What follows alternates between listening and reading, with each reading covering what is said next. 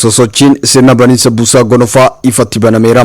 Godina Harargee Bahaa Fadisitti sosochiin baniinsa buusaa gonofaa abbootii amantaa, abbootii gadaa, haadha siiqqee, bakka bu'oota hawaasa caasaa raddaa fi hooggansa aanaa NGO baankiilee aanicha keessatti argaman manaajimentii seektaraalee waajjiraa kan hirmaachise bakka bulchaan bulchiinsa aanaa Fadis Haadde Soosit Mohaammed jiranitti guyyaa irraa ifatti banameera. Buusaa gonofaa aadaa wal gargaarsa uummata duudhaa Oromoo jiru cimsuuf, aadaa birmannaa kan kufe kaasuuf, wal utubuuf kan uumamedha. Mootummaan naannoo Oromiyaa balawwan adda addaa Oromiyaa keessatti babal'achaa dhufe irra caalmaan ittisuuf, hir'isuu fi deebii hatattamaa kennuuf, wal gargaarsa aadaa hirmaannaa birmannaa gumaacha duudhaa Oromoon qabu babal'isuuf jecha buusaa gonofaa Oromiyaa yeroo jalqabaaf hundeessee gara hojiitti gale. Maarreen kanuma bu'uura godhachuun hundeeffamni buusaa gonofaa Oromiyaa hanga sadarkaa godinaa aanaa fi araddaa akka gadi bu'uuf waan itti amanameef akka aanaa Fadisitti guyyaa irraa akkuma aadaa fi duudhaa Oromootti sosochiin baniinsa buusaa gonofaa eebba abbootii amantaa fi abbootii gadaatiin banameera. Qaamota waamicha marii kanaaf awwaatanii galmatti argamaniif abbootii amantaa, abbootii gadaa marii kana eebbaan banan galatoonfachuun hundeeffamaa fi bu'aan buusaa gonofaatti miseensa ta'uu hawaasa aanaa Fadisiif bu'aan inni qabu maal akka ta'e ibsuun keessattuu rakkoo hawaasni keenya balawwan uumamaa kan akka rooba argachuu dhabuutiin miidhaa dhufaa jiru hawaasni keenya rakkoo nyaataaf saaxilamuun godaansa biyya keessaaf dirqamuun kan mul'atu ta'uu ibsuun buusaa gonofaa aadaa wal gargaarsa duraan qabnu daran cimsuu fi aadaa waliif tumsuu keenya kan cimsu kan jedhan baniinsa marii kanarratti argamuun haasaan kan banan bulchaa bulchiinsa aanaa Fadis kabajamuuf jaallatamu Aadde Soosit Mohaammed. Aadaa keessanii fi magaalaa maal asirratti argamtan kabajamtoota hojjettoota mootummaa nageenyaa kabajamtoota baatiiwwan damee sadeen Fadis keessaa qabnu kabajamtoota NGO'wwan garaagaraa fi abbootii qabeenyaa hundaa duraan dursee sosochii buusaa gonofaatii biyya aanaa talaallii dhufuudhaan marii gaggeessuudhaaf baga nagaan dhuftan anaan dubbachuu barbaada. Kanattaan suuraan guyyaa irraa kun akka Oromootti akka biyyaattis guyyaa seena qabeessa. Buusaa gonofaa jechuun waan miti. Akka Oromootti maqaan kun ilaallee namoota hojjechuudhaan namoota hayyuudhaan maqaan kun jijjiiramee hiikoo isaatiin wajjin soosabatee hawaasni ta'e irratti walii galamee maqaan kun kan moggaafame ta'uu isaa jechuudha. Buusaa gonofaa jechuun waan guddaadha. Maqaa kun namuuf Oromoo goonaa ta'an iddoo maatiin haa ta'u malee buusaa gonofaan namni cuufu wanni beeku qabdan kaayoo isaatis jechoota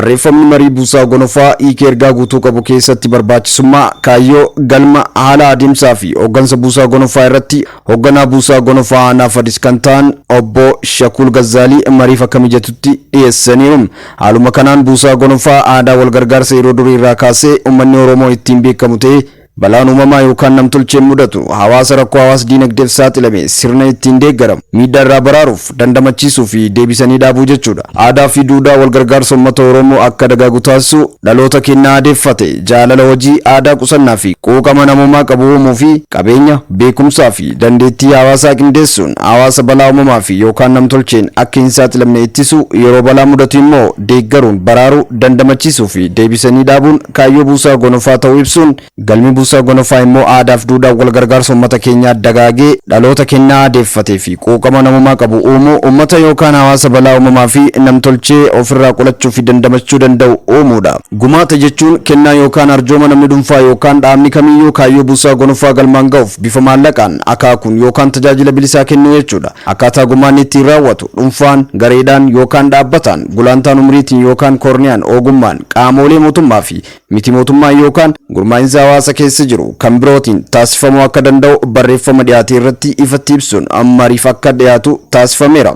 Hirmaattonni marichaa hundeeffamaa fi ijaarsi marii kana irratti dhiyaate aadaa duudhaa Oromoon uumama irraa qabu ta'uu ibsuun haala qabatamaa yeroo ammaa keessa jirruun aadaan sun laafee yeroo itti mul'atu jira. Kanaaf ajandaan marii sirrii fi kan yeroo isaa eeggate ta'uu himuun aadaaf duudhaa keenyatti deebi'uutu nu baasa jedhan hirmaattonni marii kana irratti argaman. Dirqama jechuun danda'ama. Maaliif amma haala amma jirru kanaan biyyi keenya maal keessa jirti nutis akkaataa kamiin biyya keenya kana keessatti gahee taphachuu dandeenya gaheen nurraa eegamus maal inni kan jiruu fi karaa biraatiin jijjiirama qilleensaa wajjin wal qabatee akkaataan amma jiru kun yoo akka amma eegalle kanatti deemuu baanne wanna baay'ee waan nama yaachisutu jira. Lammiin lammiif qorichaa jira. Wanta dhufu balaa dhufu kana caalaa kan dhufu yoo jiraate ofirraa ittisuudhaaf teenyee rakkoo faarsaa qoftii rakkoo lakkaa rakkoo faarsaa ooluu qofaan faayidaan qabu furmaatas hin ta'u. Ilmi namaa tokko hanqa nama ta'etti ni yaada waan itti dhufuu danda'u tokko maaltu dhufuu danda'a kanaaf immoo maal gochuutu narraa eegamaa kan jedhu durseetti qophaa'u murteessaa ta'a. Haalli ammatti eegalame kun dhimma barbaachisaadha. Akkaataa amma haala qabatamaa amma jirru kanaan labsiin amma akkaataa kanaan taa'ee hanga gaditti gad diriiruu qabaa jedhame kun wantoota silaa kana caalaa rakkoo uumamuu danda'an hedduu irraa nu hambisuu danda'a jeetii yaada. Akka Oromiyaatti maal jedhame reefuu ilmi namaa umriinsaa 9 ol ta'e tokko waan danda'uun deeggaruu ni danda'a jedha. Akka Oromiyaatti immoo baay'inni keenya meeqaa yoo jedhame nama miliyoona 50 hanga 60 ta'a jedhama. Akka xuuxxoon 50 nama 50f boonaa tokkoof baadhaa ka jedhamu san gabaabdumatti namni waan qabu umriinsaa 9 irraa eegalee akkaataa kanaatiin waan danda'uun kan deeggaru taanaan wanni gargaarsa biyya alaatti hirkannee guyyuu doorsifamaa oolluufis hin jiru. Amma garuu yeroo hundaa bara dheeraadhaaf rakkoo kana caalaa hammaachaa dhufuu kanaaf harka mootummaa ta'anii eeggachuu qofa osoo hin taane lammiidhaaf dirmachuun akkaataa amma yeroo ammaa kana keessa jirutti barbaachisaadha waan ta'eef labsii kana lafa qabsiisuun yeroo itti kennuu hin qabnu dafnee akkaataa karoora isaa inni lafa qabachuu danda'u karoorfannee caasaa keenyas diriirfannee haala amma sodaachisaa jiru kanaa fi hawaasa irratti miidhaa dhufaa jiru kana jijjiirama qilleensaa caamaa amma harkifachaa jiru kana wajjin wal qabate iddoo guddaa qaba dafnee hojiirra oolchuu qabnaa yaaduma jedhuun kaasuu barbaadetanii malee ani dubbichi barbaachisummaa isaa irratti kan akka nama dhuunfaatti wanta walii galudha. Soo ifi achitti eeynu nu seentee jirti. Hoggoo ollaan si biraan nyaanne ati nyaachuun sitti hin mi'aawu. Waan kana waliin nu qabdanii nu mari'achiisu waan guddaa galatoomaan ja'anillee. Amma duraas akkaataan itti lammiin teenya gaafa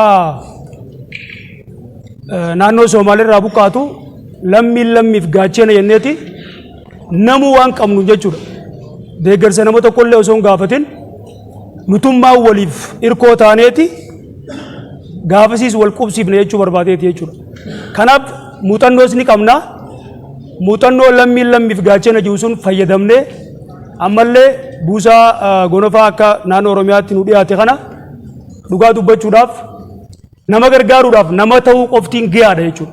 Nama gargaaruudhaaf nama ta'uu qoftiin gahaadha. Namni tokko manatti fakkeenyaaf biddeen lama yoo qabaate biddeen tokko namaa kennee tokko yoo nyaate Rabbi biratti illee ajiriitti qaba jechuu barbaadeeti jechuudha. Karaa lamaan laaluu dandeenya waan kana jechuudha. Tokkoffaa karaa amantiitti yoo laalle waan waa hunda dura Rabbiin xiyyeeffannaatti kan keessatti keessaa inni guddaan obboleessa gargaaruudha jechuudha. Kanaaf an akka yaada kiyyaatti wanti kuni mootummaan naannoo Oromiyaallee gubbaa gabbuusee akka aanaa keenyaatti illee hooggantoonni keenya kan waan kan nu mareechisanii jiranii nutummaan qaamni as keessa jiru kuni ejjennoo takkaan miseensa dhaaba kanaa taanee dhugaa Rabbii dubbachuudhaaf wanti kanaa ol itti dhimmamuu qabnu hin jiru yeetii yaada jechuudha. Fakkaan aadaa wal gargaarsaa kana yoo eegalle Rabbiillee waan kana garaa nuu laafee rooballee giyaa nuu kannee aanaa keenya Rabbi biraan fadiisiisuun haa goonu jechumaa fi kanaaf ani asirratti wanti hin jechuu barbaadu akka dhuunfaa kiyyaatti waan kana cinaa dhaabbadhee gargaaruudhaaf qophiidha aduma jiru galatooma ulfaadha. Kaayoo marii kana deemee rakkataa gargaaruudha. Sanirratti waliin dabalu waan marii irratti waliin dabalu aadaa fadis keessatti bara akkanaa kana jechuudha. Bara caamsaan biyyatti bu'e fadis keessa wanni jiru abbaa qabeenyaa haa qabu bira dhaqanii isa mari'achiisanii bishingaa boollaa qabu baasee biyyaa hiree gaafa quufni dhufe biitti isaaf deebifti jechuudha. Aadaa akkanaa fadis keessa ture. Arraan tan immoo aadaa san lakkifneeti ka qabeenya meeqaatam qabnu ka bishingaa boollaa qabu kintaala 100 ol boollaa qabu takkaa'u maallaqa miliyoona 2 3 4 ol baankiidhaa qabu wal biraa godaanu jirra jechuudha. Namni wal himatuuf lammiidha jee wanni wal himatuuf yeroo rakkoodhaa walii dirmachuudha. Namuma keenyaatu ganamuu nu biraa godaana kan obboleessisaa bishingaa boolla guutuu qabu takkaa maallaqa qabu takkaa makiinaa 2 3 qabu obboleessisaa takkaa ilmi adeera isaa biraa godaanu jira. Aadaan tun aadaa Oromoo keessan turre wal biraa godaanuun wal gargaaruu wal nyaachisuutu nu biraa ture jechuudha. Aadaa teenya keessa ture jechuu barbaadu wal gargaaruu qabnaa yeroo dheertuu fudhachuu qabnu ammumarraa kaafnee guyyaa gabaabaa keessatti namuutu waan qabnuuf lammiidhaaf dirmachuu qabnaan jedha. Arra ifi makiinaan qotanne nuti makiinaa ni qabna abbootii dadhabbii ta'an jiboonni jiru akkatti walitti dirmatan hin jiru maallaqa keetti namatti hin dirmattu makiinaan ifi kiishaawee qabda qotattee biraa galta miskiina dantaan kasaati jette akkam jedha miskiinni yaa rabbi kun qotate mee rooba roobiif jechuu jira ati quban qabdu malee isa sila qotatee na biraa galee itti roobdee fi magarsitaa fi an dhabee dachiin tiyya goggoyduu ta'isee jechuu jira si duuba. Kana quba qabna moo quban qabna ni jaamoonju siin jechuu baatus rabbi isaatti himachuu jira isaa fi rabbi isaa jidduu girdoon takkan jirtu. Kanaaf dura waan barbaachisaa nuti dalaynee eegasii booda gama rabbiitti haa yaanu. Alayhi salaatu salaam ikkiju hal tunsaruuna wa turzaquuna illaa bidu'afaa'ikum jedha. Nagani barbaaddani riskii ni barbaaddani dadhabaa keessan gargaaruun malee jedha. Bakka dadhabaanii fi fuula faddarbamee taa'u riskiin eegina rooban eegina. Hanga ummata san lafaa fuunutti yoo ummata san arraan tana mana kana keessatti lafaa fuunaan namni hundi mataa keenya katabannee yaane wallahi rooban barbaannu waa takka ifumaaf rooba riskii takkaas hin barbaannu dhaba takkaas oliif ittiin eegin rabbiin inshaallah ifumaafi sii kenna. Amma seera bareeda akka ajaa'ibaati shariyaa islaamaatiin illee waan walgalaati akka amantii teenyaattis. Maskiina gargaaruun jechuun amma asitti walii rifannu suwaabas ni qabdi. Shakkul jeesanitti jaaramee bakkatti galchinuu fi bakkarraa bahii ta'ee gargaarsa san namaa ta'u godhachuutu hojii keenya guddaa ta'a jechuudha. Marii har'aa kana walitti dhufnee mari'achuun keenya rakkoo keenya ofiin of dandeenyee keekkannuudha. Oromoon aadaa isaa ganamaatti yoo deebi'e akka buusaa gonofaa Oromiyaa kanaan ammaa kanaa yoo deemne of bira bulleetu biyya kanaaf akka deemu beekamaadha. Haa ta'u immoo aadaa kana duriis ni qabna amma asuma keessatti hoggaan nu dhiyaatu firoo maayyoo ol gargaaru maal akka jedhamu akka waliigalatti akka biyyaatti hoggaa ol gargaaru akka sabaattis maal akka jedhamu as keessatti nu waa'ee jira. Deebisee immoo gaaddisa keenyatti deebilee gaaddisaan akka hoogganamu wanni kun kaa'ee jira. Isa kanaaf ulfina kenninee waan bareedaa dhufe kana hojiirra oolfachuun keenya dirqama. Maaliif? Aadaa keenya tan nuti duraan daganne san nu yaadachiisee dhugaa rakkataan osoo aanaa biraan taane ollaa keenya unu jira. Sanuma akka nuti yaadannee gargaaru nu godhuudhaaf haa galatoomuun jira. Kan tun dhaabbattee jirti dur malee gaafa akaakoo fi abaaboon keenyaa namni dhugu akkuma jisanii boolla jiru walii baneeti gaafa oomishate walii deebisaa jira. Amma akkuma jansanitti firii tan Bukaaraa bitan wal kan galchuu jiran guyyaa galchuu dhiisi. Mootummaan hanga gubbaarraa hanga jalaatti gizee mariisaa jiru nutis akkuma sii furanne kana gaddeebinee uummata keenya mariisifnee rakkataa keenya san bira ni geenyaa waan jiruun qabaa galatooma. Oomishni qabnu kun waa hedduu nu yaadachiise warra duraa wal irraanfate hunda waa hedduu nu yaadachiise. Sababii rooba dhabaa kanaan dhiiroomee eenyumaatu misgiida seennee misgiida kana taasisan mee tattaa'uun tun faayidaa nuun qabdu warri abaloo maal qaba warri abaloo maal qaba. Daa'imni edda gabuu bulee hunda laala wal keessa garagalla. Ooyiruu eenyuutiin qotamin ooyiruu yataamataan qotamitti bobbaa warra sila agabuu jiru san bishimda itti wal baafne harkuma kiyya kanaan afaan makiyya kanaan sheetika ijoollee teenya qaraasullee yoo manni isaa agabuu keessa kan ta'u ta'e guura saniifis guurree warra sila agabuu jiru warra abbootii ilmaanii sanis guurree galchinee fi namu akkasitti roobumsa rammatumsa nurra kaayaa janii warri rakkataan kun. Rabbiin keenya ammallee galanni isaa ga'u halkan sadii moo afur eegi nutti qaqqabe ganallee nurraan dhaabini nu dhagee jiru jechuudha rammata. Daada yaada bareeda kaaftanii akkasii warra waliin ganallee itti karaa kutu rabbi na waa godha. Qajeeltowwan bu'uuraa buusaa gonofaa ilaalchisee gargaarsi taasifamu sanyiin, koorniyaan, umriin, amantaan, ilaalchaan siyaasaan yookaan bakka dhalootaa yookaan ejjennoo birootiin loogii tokko malee gargaarsa namummaa taasisu humna beekumsa muuxannoo fi qabeenya waltumsuun hojjechuu aadaa fi duudhaa fi safuu uummatichaa jiddu galeessa godhachuun tajaajilu seerota naannoo fi biyyaa akkasumas idil addunyaa kabajuun hojjechuu qaamolee adda addaa waliin tumsuun hojjechuun qajeeltowwan bu'uuraa buusaa gonofaati. Kana milkeessuuf aadaa duudhaa ganamaa keenyatti deebi'uun sirriidha jechuun yaadaa fi kutannoo hirmaattoota irraa dhiyaatu jajjabeessuun aadaa wal gargaarsaa kana jabeessuu fi gabbisuun balaa uumamaatiin dhufu dandamachuun nurraa eegama jechuun yaada marii cimsuun mana kan mariisisan itti gaafatamaa paartii badhaadhinaa aanaa fadis kan ta'an kabajamoo obbo Abdii Mahamadii. Uummanni Oromoo durii kaasee sagantaa ittiin wal gargaaru qabaa jira. Sagantaa ittiin wal gargaaru kun duudhaa ganamaa kan Oromoo wal biratti dhaabbatu yoo rakkaate rakkoo isaatti wal gargaaru wal cinaa dhaabbatu irra ganamaa keessaa sirriitti kaasaa tokko ni jedhamu yoo rakkate yoo tokko rakkoo isaatti nabaasa jedhamatti dhufe sa'a galtii lama yoo qabaate tokko itti kennee jalaa ilmatee waaqayyo ittuma hambifatee sa'a akka inni deebisuuf reefu mana keessaa kaasaa turtan jechuudha. Oromoon aadaa qabeetu duudhaa mataa fi dandee qaba. Waa itti fufuufee galchamanii harka duwwaa galchu Oromoo. Kanaaf aadaan duudhaa ganamaa Oromoo qabu sanitti deebiitu nurra jiraata jechuudha.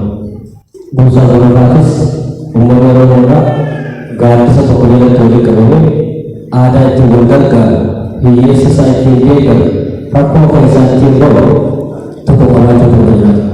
Uummata bal'aa walakkaa uummata Itoophiyaa taane kanaaf uummanni Oromoodhaa duudhaa ganamaa kanatti deebi'ee aadaa wal gargaarsaa kana dagaagsuu danda'u ture jiraata. Kaayyoon ganamaa aadaa duudhaa wal gargaarsaa uummata Oromiyaa keessatti gabbisuudha jechuudha. Inni lammaffaa dhaloota kennaa aadeeffatee fi jaalala hojii aadaa qusannaatii fi quuqama namoomaa qabaatu gabbisuudhaa fi uumuudha.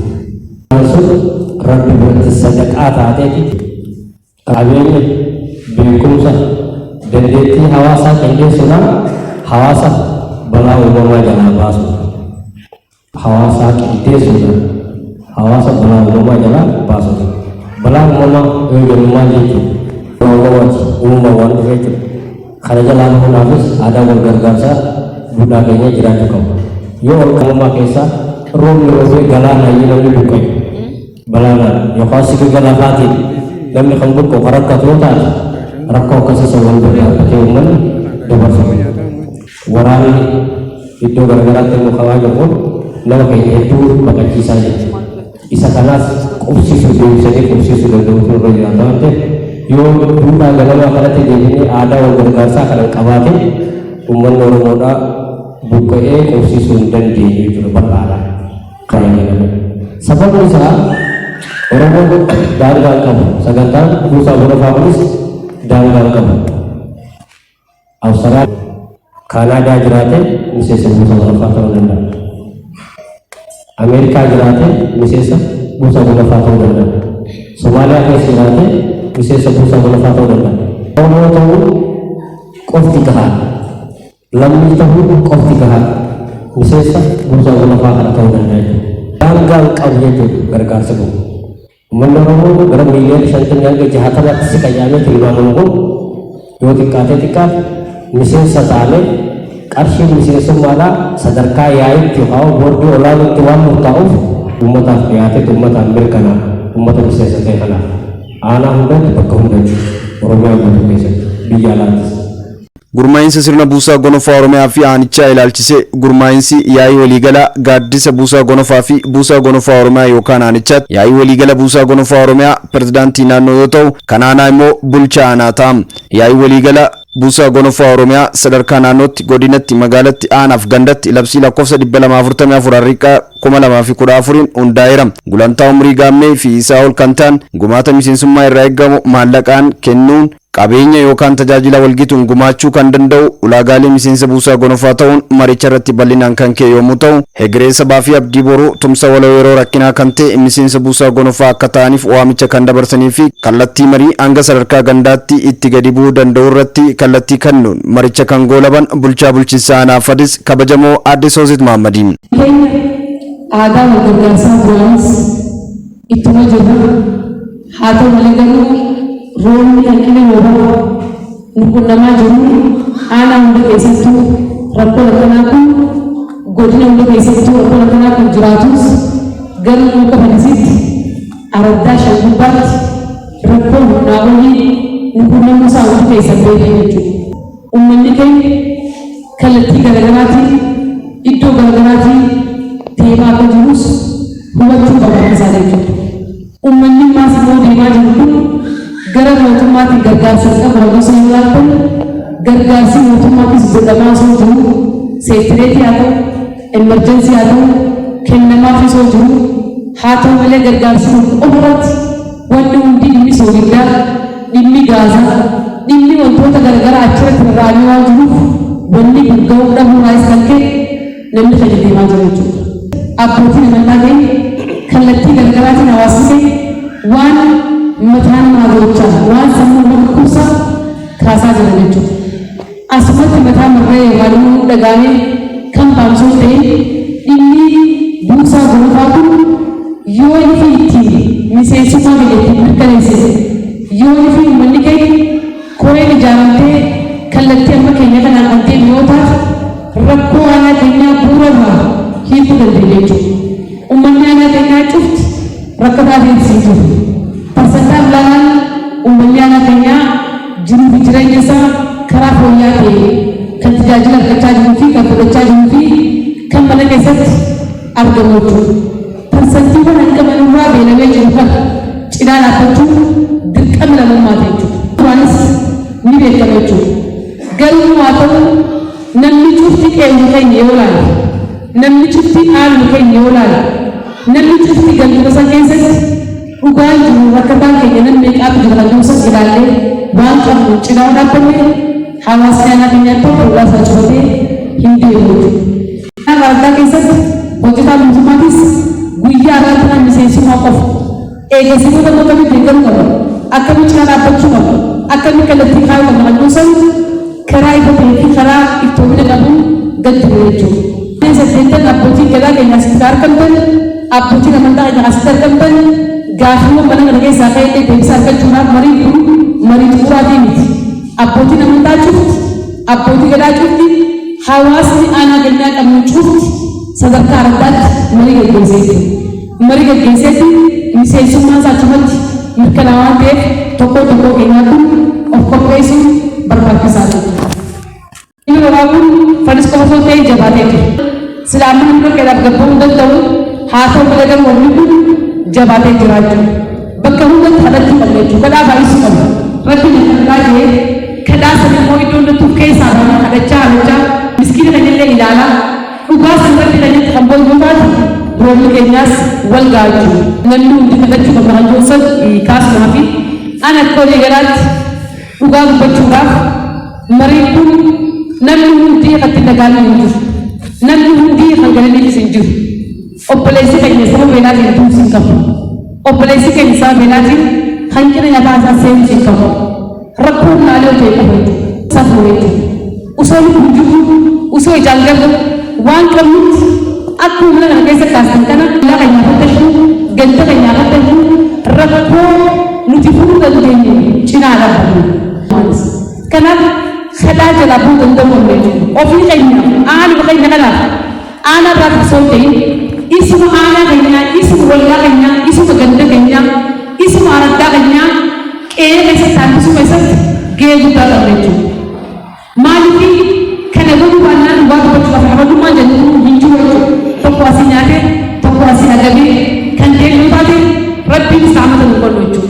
Rahmata rabbii kadhachuudhaaf, argachuudhaaf miskiina keenya obboleessa keenya san ilaalu dirqama waan ta'eef waan isin kaasitan kana qabattanii olii fi deemtan gaara lamduusan kaasumaa fi bu'ee rabbi irraa harkatu rabbi nu haa godhu. Hanga ati jijjiiramte si beeka, hanga ati rabbitti harka kennite si beeka.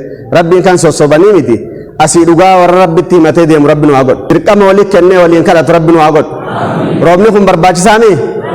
Roobaan malee ni taati? Roobaan malee ni jiraanna? Warra dhugaa walitti himee wajjin kadhatu rabbi nu haa godhu. Nam tokkummaan tana wal miidhuu malee wal jallamuu malee namni boohee raamata kadhatu tokko hin jiru. Zulmii sanis warra walirraa dhaabu nu haa godhu. Warra kijibaan mana murtii ol dhaabuus rabbi nurraa haa qabu. Warra walirraa xiqqeessu rabbi nu haa godhu. Warra akkuma dur akkuma rabbiin nu beeku sanii yaa'u rabbi nu haa godhu. Akkanumatti walirratti gaggeessu kana kanaa dachii rahmata rabbii irraa fageessu jira. Warra rabbi bira deebu rabbi nu haa godhu. Warra miidhaa dhiisu rabbi nu haa godhu. Zallamuu dhiisu rabbi nu haa godhu. Warra rabbi bira deebi'ee rabbi irraa harkatu rabbi nu haa godhu. Rabbii kana harkatti kennanii dhugaatti himan malee si beeka. Isa namaa sossobanuu irraa harkatanii dhugaatti himtu malee kanaaf. Araddoota kaanis rabbitti haa dabaluuf. Warra roobin nu haa roobu. Arrumaan tana rabbi nu haa magarsu. Nu haa roobu. Rabbi nu haa roobu. Roobaan nu haa galchu. Hundaa'u rabbi nu haa gammachu.